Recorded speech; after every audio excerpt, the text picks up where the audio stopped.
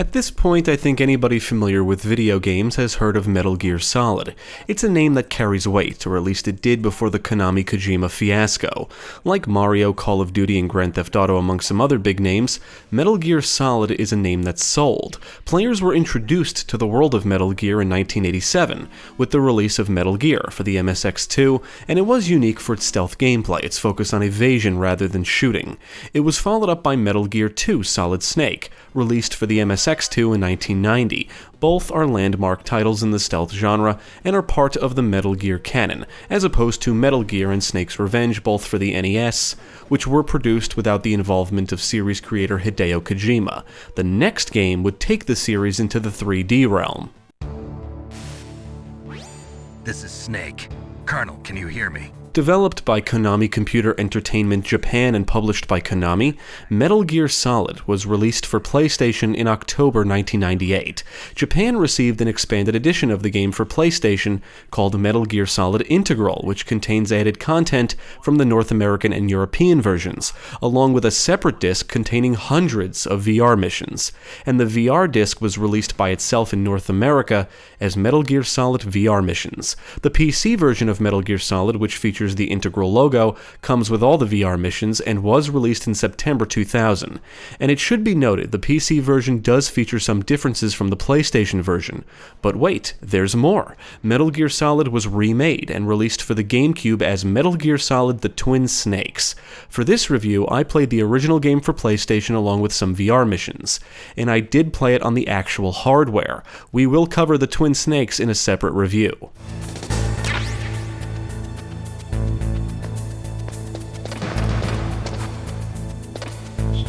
I chose the PlayStation version because it includes a bit more content than the PC version, and without spoiling anything, I think the way it handles a specific boss is more interesting. Nevertheless, I did check the game's PC Gaming Wiki page, and there are ways to get the original PC version working on modern systems. The PC version was released on GOG and was modified to run on modern systems and includes some other tweaks. I did download and install it just to check it out, and from what I can tell, it's perfectly playable. This review will contain some spoilers, so if you're sensitive to spoilers, now is the time to stop watching. You have been warned.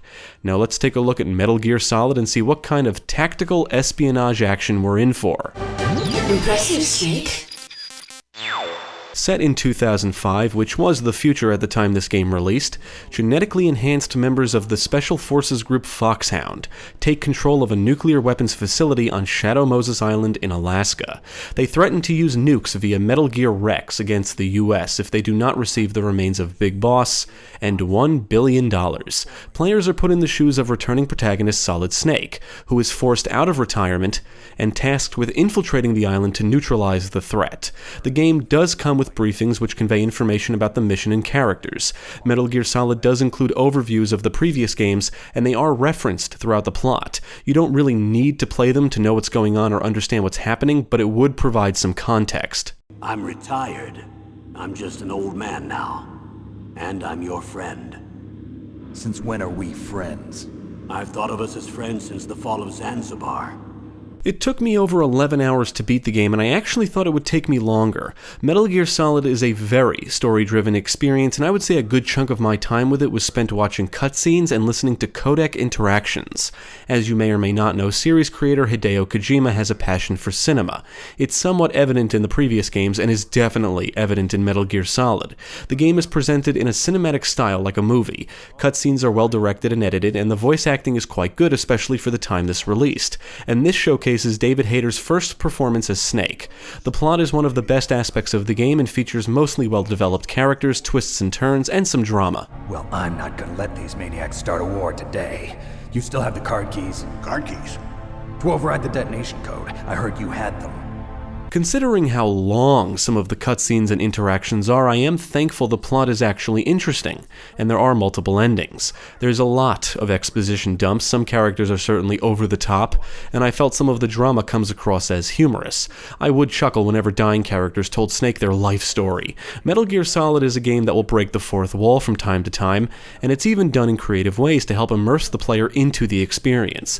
Metal Gear Solid does convey a somewhat gritty and serious tone with some humor here and there to lighten things up, whether it's intentional or not.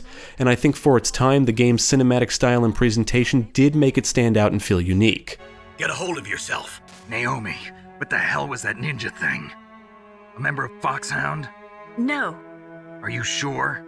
Yes, we have no one like that in our unit. Is that right?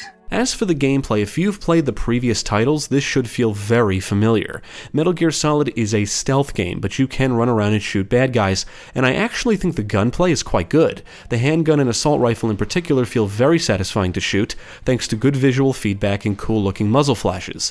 Playing this now, some elements certainly feel dated, but I do think it's an overall improvement over its predecessors. The action is primarily viewed from an overhead perspective, and the controls can be a bit cumbersome, but it's nothing I couldn't get used to, and you can actually look around in a first-person view, which is pretty cool. Snake can run around the environments, punch and kick, hug walls, crouch and crawl. There's no traditional lock-on mechanic, but Snake will kind of auto-aim at a nearby target. Nevertheless, getting attacked from off-screen and being outnumbered can sometimes be frustrating.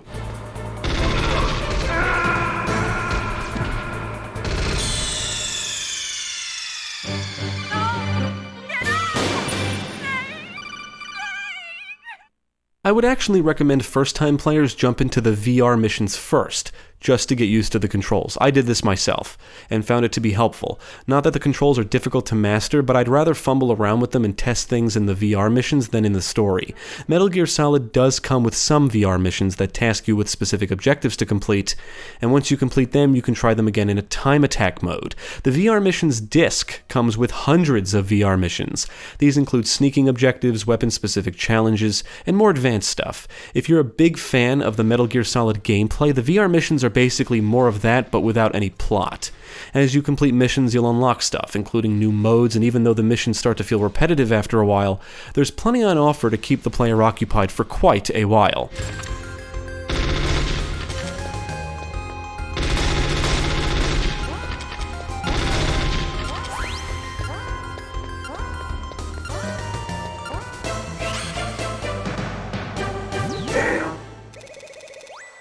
Stealth basically works like it did previously. To remain undetected, you want to stay hidden and quiet. That means staying behind things, hiding under things, crouching behind low walls, and evading or quietly dropping foes. Snake can sneak up behind enemies and throw them to the ground and even strangle or choke them. Walking or running on certain surfaces will result in noise that enemies can hear, and Snake can leave behind footprints that enemies can track. He can knock on walls to distract or lure enemies, and if Snake is discovered, enemies enter alert mode, which is very similar to that of Metal Gear 2. Reinforcements will typically arrive and you have the option to blow everyone away, but you can also try and hide until the evasion timer counts all the way down to 0.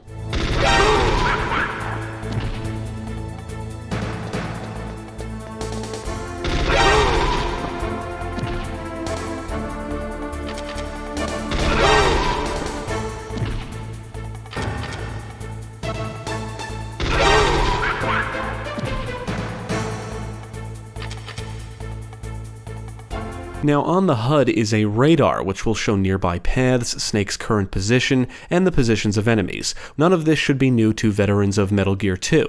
If you play on the hard or extreme difficulty levels, you get no radar for a more challenging experience. One nice new feature is that the radar will show enemy and camera field of vision. This means you can see which direction they're facing and how far they can see. The inventory system works almost the same as it did before, which means it still sucks. You can only equip one item and one weapon at a time, and will have to switch between items frequently in certain areas, which can be tedious.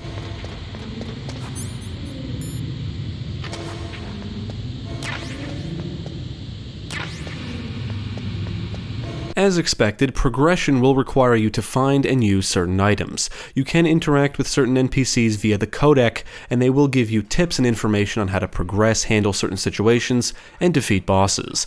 The bosses are one of the more interesting aspects of the game. Every boss battle feels creative and requires specific strategies. Psycho Mantis is easily the most memorable boss, mainly because of how you're supposed to defeat him. Despite each boss battle feeling unique, that's not to say I enjoyed each one. The Sniper Wolf battles are cool in concept, but the fact that her shots would spin Snake so he's facing a different direction drove me fucking nuts. And the first phase of the fight against Metal Gear became frustrating for me because of the controls. I would use a combination of chaff grenades and stinger missiles, and since you can't move with the stinger launcher equipped, I would frequently press the wrong button and take damage as a result. I was eventually able to survive the battle unscathed after numerous attempts, and of course, I learned of some other and easier ways I could have beaten it after the fact.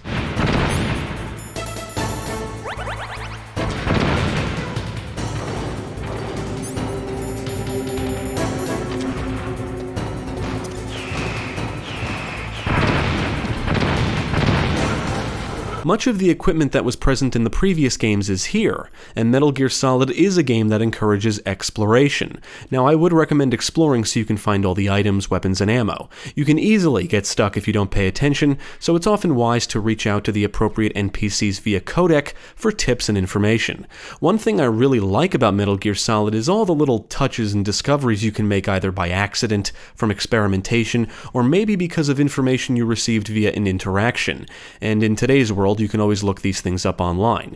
If you contact Mei Ling and select not save enough times, you'll annoy her and she won't talk to you anymore. There's a segment in the game where you're accompanied by a character named Meryl, and the two of you must progress through a cave populated with wolves. If you punch Meryl and quickly hide in a cardboard box, a wolf will piss on it, and you can then proceed through the cave in that box without being assaulted by the wolves. Psycho Mantis will actually mention Castlevania Symphony of the Night if you have a save file from the game on your memory card. I find stuff like this awesome, little things and Easter eggs, stuff that's not obvious but can be helpful, funny, or interesting. Now I will move your controller by the power of my will alone.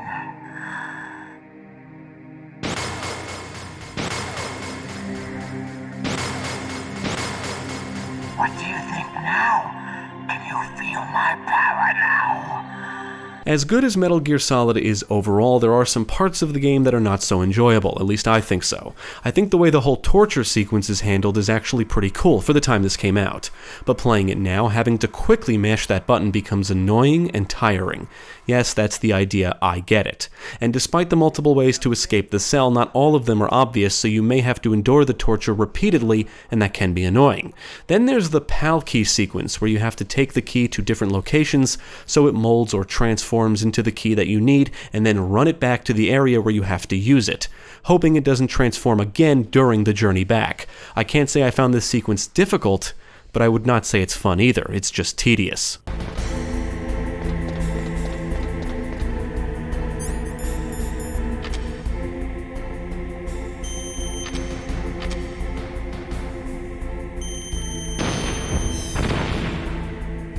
Now, the game is fairly linear with little hand-holding. There will be plenty of areas and rooms to explore, but no section ever felt maze-like to me. You'll progress through numerous indoor and outdoor locations, and will need to acquire certain key cards to open specific doors to access new areas. You will have to backtrack from time to time, but I can't say it ever felt excessive. Story progression can result in changes to previously explored areas. For example, you can progress through an area clear of enemies, and then revisit it later on and enemies can be found patrolling the area. I thought that was a cool touch because it means you always need to be alert. If you don't pay attention or skip cutscenes, you can easily get stuck because you won't know what to do. Progressing through certain areas or getting past specific obstacles may require a specific approach, item, or weapon. You'll walk through a lot of corridors, take elevators to different floors, use C4 to blow through portions of walls, and learning how to overcome the obstacles in each area is all part of the fun. Remaining undetected will require patience. You'll have to move slow, study your surroundings, crawl if necessary, and avoid things like enemies, cameras, lasers, and claymores.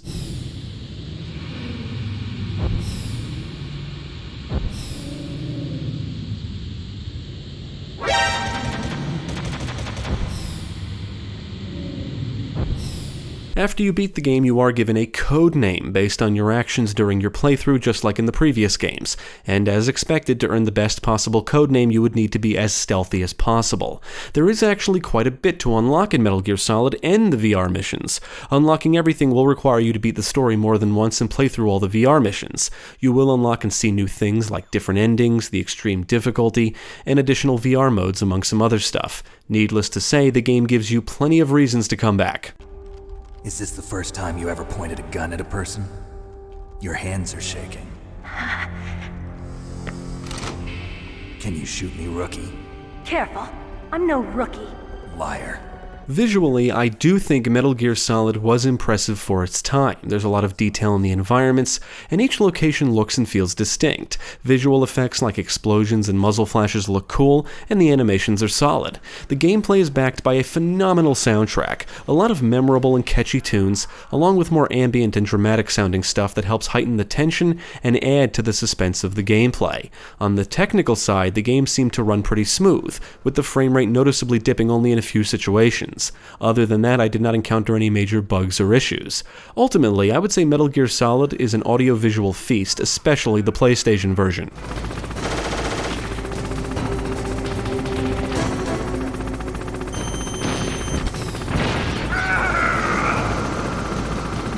Now, just as a heads up for those curious about the PC version, according to the game's PC Gaming Wiki page, the music and sound effects are of lower quality, and certain tracks are missing and some visual effects do not display properly. There may be fan patches and fixes you can apply. I know for a fact there is a version of the game floating around that is modded to support 1080p and X input controllers. Now, as I mentioned before, in my experience, the GOG release is perfectly playable on modern systems, and the visual presentation of the PC version is cleaner, for lack of a better word. I really enjoyed Metal Gear Solid, however, its age does shine through, but I cannot say I found it as frustrating or as tedious as the previous entries. Now, I've heard some players say Metal Gear Solid is kind of like a soft remake of the previous games. To be clear, it's not a remake at all, but I get what they're saying. If you've played Metal Gear and Metal Gear 2, a lot of stuff in Metal Gear Solid will be familiar, from the equipment to the boss battles. Certain elements feel like they were simply ripped from the previous games. Regardless, I think Metal Gear Solid was the gateway for many players, not just to the Metal Gear series, but to the stealth genre in general. It was unlike a lot of other games out at the time. I think the emphasis on evasion and its cinematic style was refreshing. Not only that, but it's actually fun to play. The gameplay is fun, the stealth works well, and I would even say the gunplay feels great. It's a very well-made stealth action title.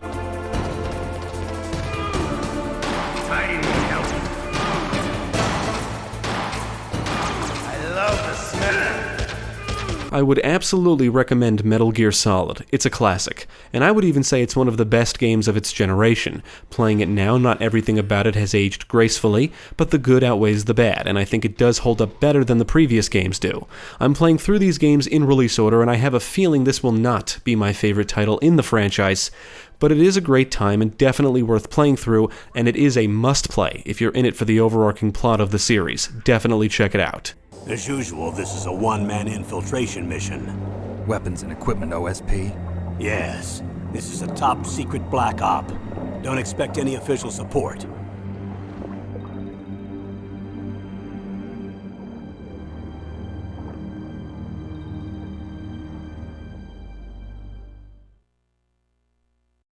Thank you for watching. If you enjoyed this video, check out the rest of our channel, follow us at the links below, and you can also support us on Patreon. If you're interested in more gaming content, check out our friends over at Gamecast.